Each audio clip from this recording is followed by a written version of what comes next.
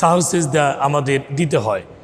এটা প্র্যাকটিক্যাল আজকে আমরা আপনাদেরকে দেখাবো নামাজের সাহু সিজদা কীভাবে দিতে হয়। যেমন আপনি 4 রাকাত নামাজে নিয়ত করলেন, 4 রাকাতের মধ্যে দ্বিতীয় রাকাত কিন্তু সবাই জানেন যে দ্বিতীয় রাকাতে তাশাহুদের মধ্যে বসতে হয়।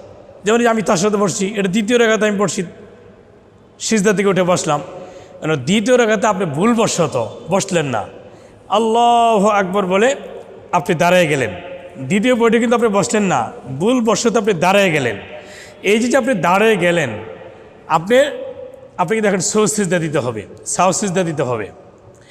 আবার এই যে দ্বিতীয় রাকাতেই তাশাহুদ আপনি পড়ছেন, আত্তাহিয়াতও আপনি পড়তেছেন।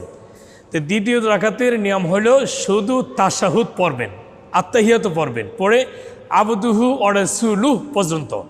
এই আত্তাহিয়াতু পড়া পড়ে আল্লাহু আকবার বলে আপনি উঠে যাবেন। এখন আপনি ভুলবশত